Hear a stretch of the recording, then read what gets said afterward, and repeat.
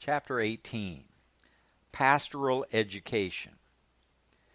If you are not sufficiently self-disciplined to get your education this way, you are probably not ready to become a full-fledged theological revolutionary at this stage of your career. From time to time I receive letters from young pastors or men thinking of going into the ministry. They say something like this: I have read your books and the books and newsletters published by people in the Christian Reconstruction movement. I want to further my education in this area. Where do you recommend that I go to school, and what subjects should I study? This sort of letter is heartening and disheartening. It is heartening because those of us who do a lot of writing always like to know that there are people out there who are reading our materials. Even more important, they are absorbing what we say and are now thinking about devoting years of study to rethinking a particular academic discipline or other area of dominion. This is the sort of response that shows us that we are saying what we are saying is getting through to people. Yet such a letter is also disheartening. It points out to us that in all clarity just how few institutional structures are ready to impart the kind of message we are presenting. Young men who run across our material have stumbled into the hardcore. They may not yet grasp the implications of just how early they have arrived at the party. I haven't ever read that Marx and Engels received letters from enthusiastic new converts asking to be directed in their graduate studies.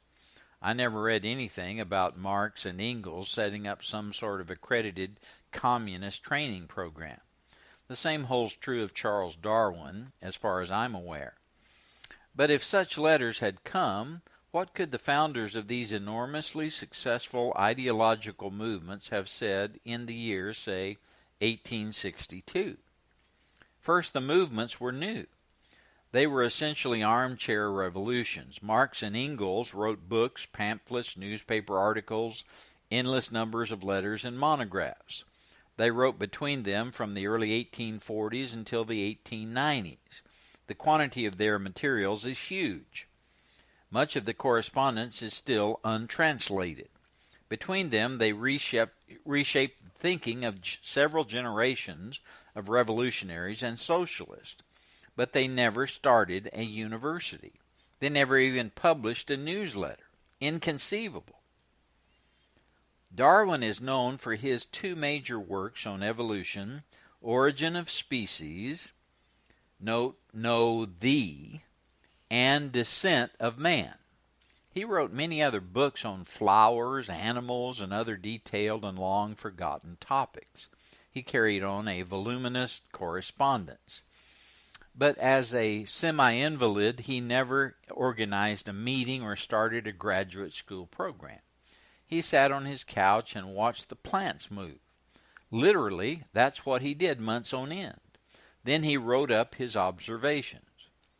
He changed the world. Early phases. When a new ideological or religious movement appears, it generally is marked by several features: little money, few followers, lots of opposition, little if any cooperation from existing institutions, young followers, experimentation, dead ends, and an emphasis on communications. Sometimes the communication system is verbal, meaning face-to-face. Sometimes it is written, pamphlets, books, newsletters, etc.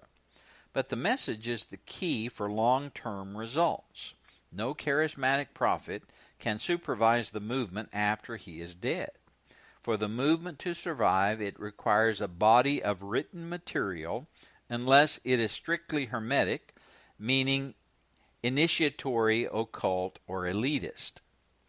The problem which faces the adherents of a new movement, religious, scientific, ideological, political, is that its unique perspective condemns it in the eyes of those who have established the existing institutions.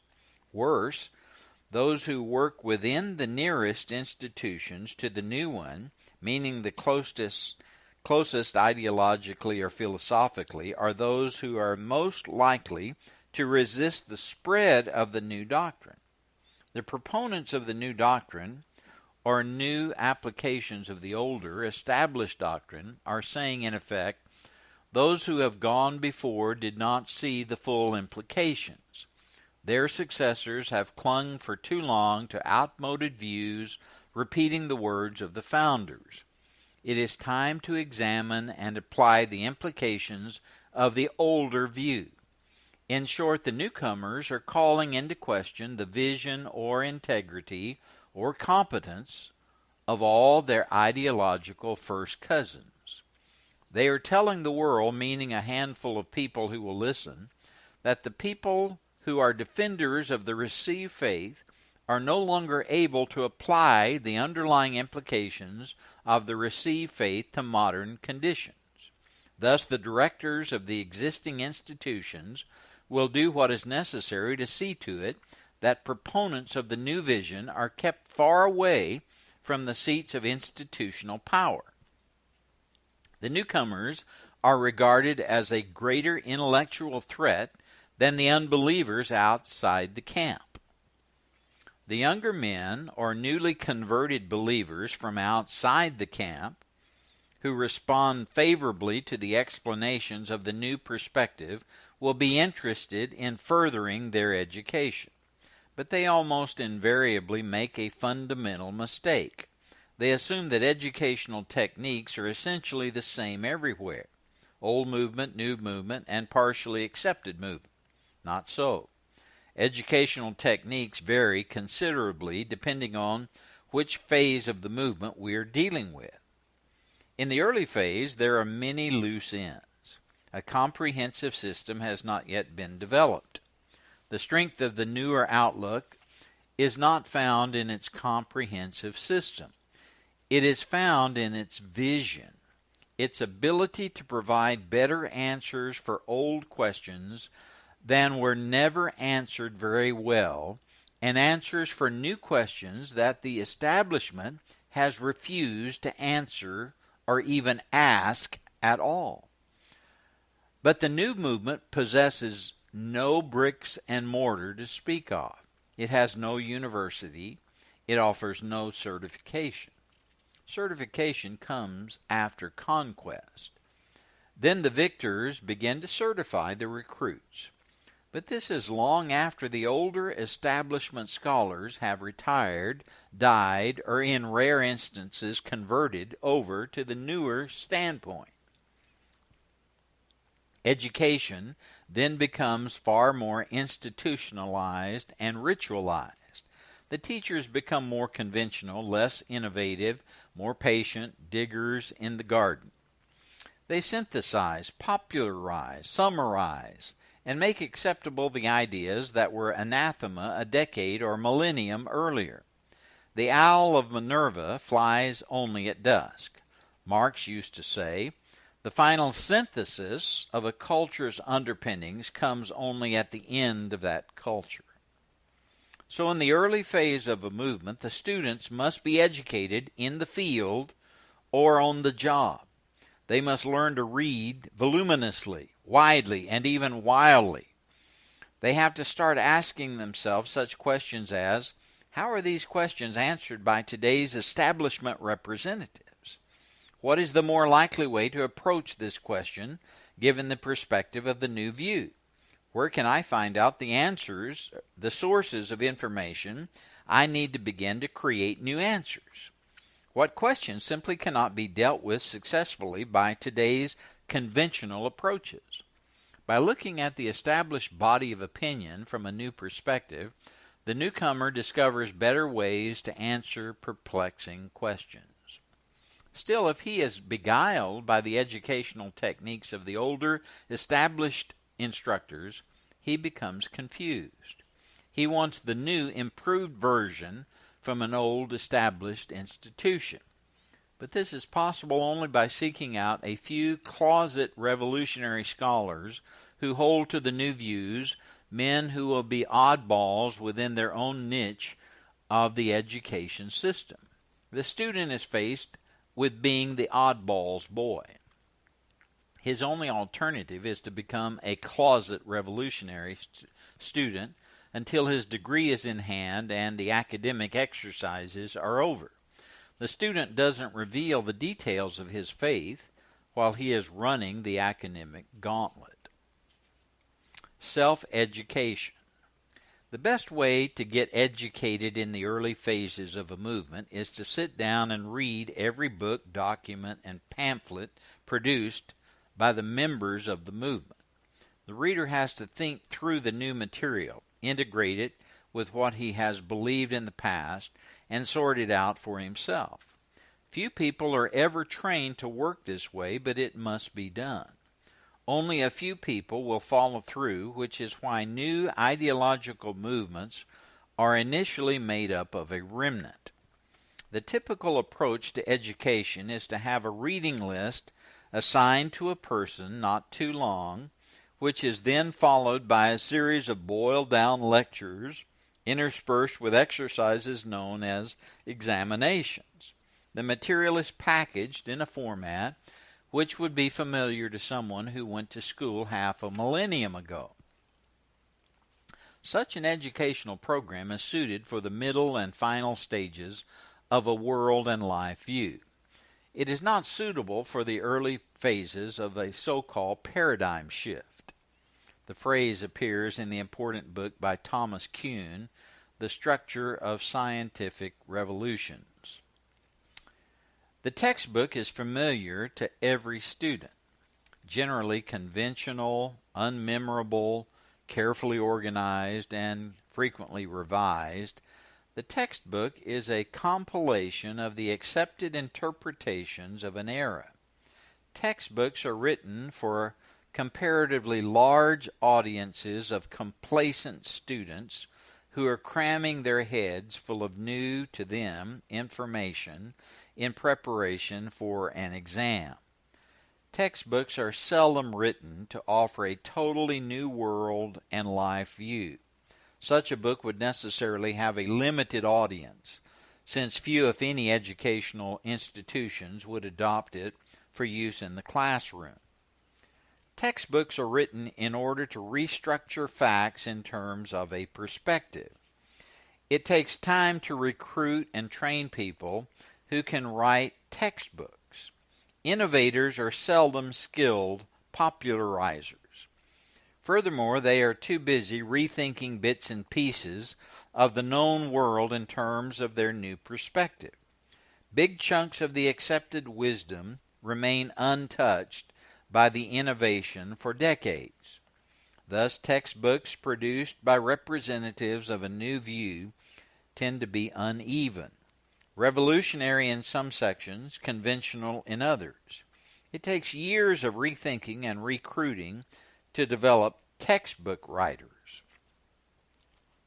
The desire of students to have a packaged educational program dropped into their laps with a conventionally structured program of lectures, exams, and certification at the end cannot be fulfilled in the early phases of a movement.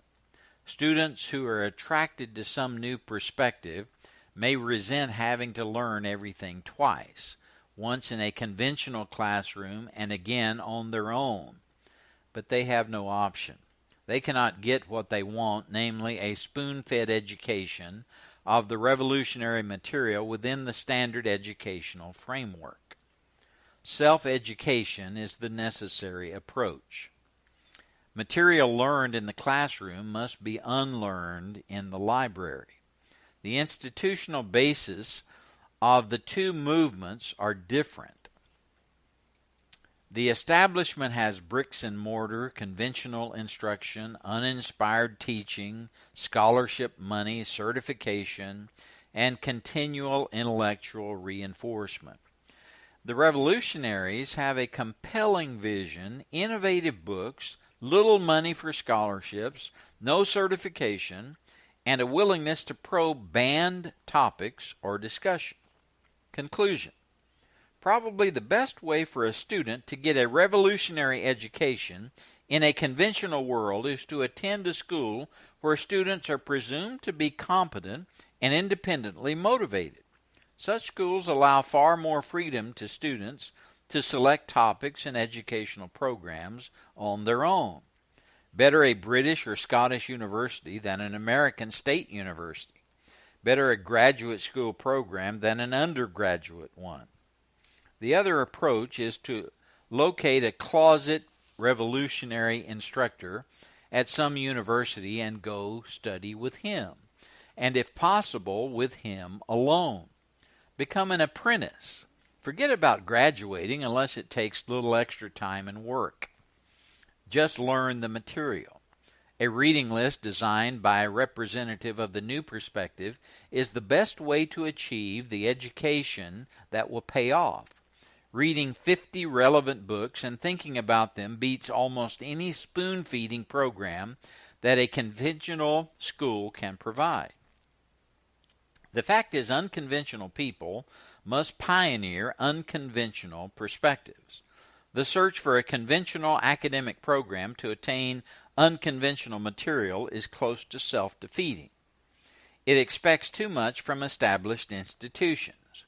The person who thinks he needs a conventional academic setting in order to achieve full status as a revolutionary had better wait for 30 or 40 years, until the New Perspective has demonstrated its power by picking off one or two conventional institutions. By then, the New Perspective will have become sufficiently conventional and watered down to make it acceptable. My advice: save your tuition money, get a job, read in your spare time. If you're determined to continue for your formal education, sign up for the Introductory Correspondence Course in Theology from Geneva Divinity School, 708 Hamvassy, Tyler, Texas, 75701. Complete the course and take another one. If you are not sufficiently self-disciplined to get your education this way, you probably are not ready to become a full-fledged theological revolutionary at this stage of your career. If you want a conventional program, think about St. Andrews University in Scotland, or the University of Manchester, or some other British university. Go in, write your thesis, take your orals, and graduate. Get finished as fast as possible. If you think you need to go to seminary, think again. Anyone who needs a conventional seminary education probably shouldn't be contemplating the ministry anyway. Better to apprentice with a master church builder or Christian counselor and learn directly. This has been a production of the Reconstructionist Radio Network.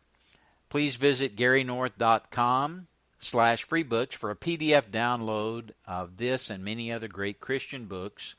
Backward Christian Soldiers, an Action Manual for Christian Reconstruction by Gary North. Copyright 1984, published by Institute for Christian Economics, narrated by Alan Bailey. This has been chapters 17 and 18.